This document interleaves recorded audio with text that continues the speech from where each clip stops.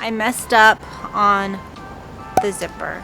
I take that back. It was the pattern itself that was just a mess. So in today's video, I'm going to share with you my process on how I DIY this wool skirt, really that I saw from Burch. I saw that the skirt was almost $400. I really liked it, but I really didn't want to pay $400 for a skirt. So I took myself to Mood, bought some look-alike fabric. I thought I would create this pattern kind of using my own body, and then I felt it pretty difficult to do, so I went ahead and used my trusty form bodice. This is my first time trying to create a skirt pattern by draping. So really what I'm just trying to do is get the fit for this form bodice, and also when trying to fit the muslin fabric, I noticed that I would probably need darts in the front, so that is one thing that I also created for this first time as well.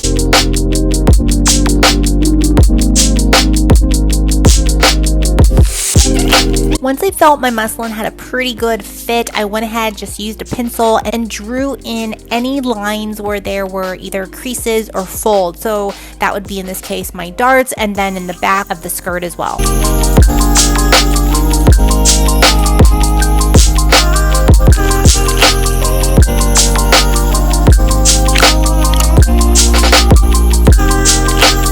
So now that I removed my muslin from my form bodice, I'm really just trying to clean up the lines that I had originally traced. I did attempt to create this pattern by folding my muslin. So basically I wanted to put my pattern piece on the fold of some fabric, but looking back now, I kind of wish maybe I didn't do that. I also added 5/8 seam allowance to my pattern. I knew my darts were going to be messy, so I figured that I should first measure out where the dart would be, and then the width of the dart and the length of the dart. Measurements at least allowed me to make sure my darts were basically the same size and in the right place. Other than that though, it's actually very difficult for me to explain how I did it, and I think it's because this was my first time doing it. Hopefully the next time I can explain it much better. I'm actually adding the seam allowance, and specifically for the frame portion of the skirt. I really was going to originally copycat the Tory Burch skirt, but in the end I really didn't think the fray look was maybe for me, so I did have to go back and change some things as well.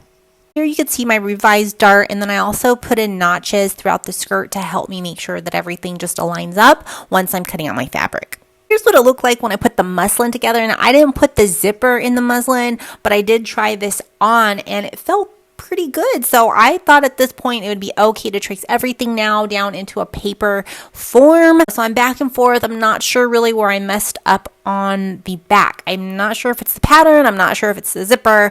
Maybe it was technique. So if you know, tell me in the comments below, please. So after I was feeling pretty confident about tracing my pattern on the paper, as you can see, I started tracing the darts on my fabric. On this wool fabric, I should say, one of the sides had almost like a plastic kind of cover over it. So it did make it easy for me to draw the darts. I did end up using black marquee or a black Sharpie because the tailor's chalk was just not working, so I needed something, and yeah, so I used the black Sharpie. Do admit I did not press my darts after I sewed them in. I wish I did, but I didn't. But in the end, I was actually okay with the way the darts came out. I guess I'm not a nice guy, running alongside you, apologize to make it all right. What's the last? So after I cut out the wool fabric, I then began to cut out the lining and also transferred all markings to the lining as well. And with the right sides facing together of the wool and the lining, I did a straight stitch on top and then on the sides of the skirt. Now, because I was originally going to do the frame, I actually did not stitch up the bottom, like leaving a hole in it, which I kind of wish I did. Instead, I left the bottom completely unstitched. I also cut some notches in the skirt so that when I folded over the lining, it wouldn't look as bulky. And then of course pressed the seams and did a top stitch around the top and the sides of the skirt. Nice guy, running alongside you, apologize to make it all right. What's the me trying to iron the zipper or trying to press out the coils, I guess you can say, with my iron, and then attaching it to the back of my skirt.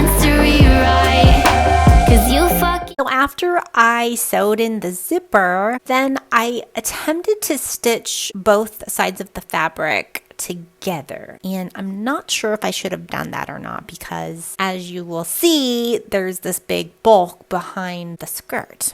So I guess this is a type of video where it's kind of like a do not do what I did type of video, and really just at this point for your entertainment purposes. Yes, that's right, SEW-istas. Sit down and grab yourself a piece of tissue paper as you sob yourself away on how I might have potentially ruined my beautiful Oscar de la Renta wool fabric.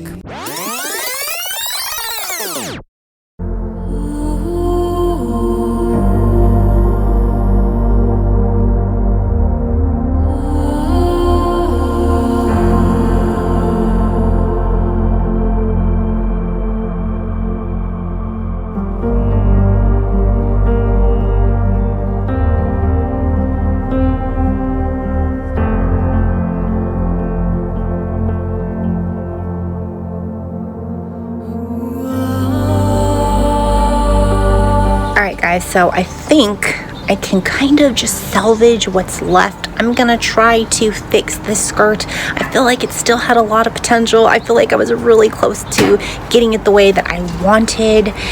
And you know, if it comes out pretty good, then I'll probably post the results on my Instagram. So if you want to go follow me there, check out kind of like my upcoming projects and things that I'm fixing from old projects, feel free to do that. And of course, if you like DIY fashion and sewing, then consider subscribing to this YouTube channel so that we can just share our same passion for creation.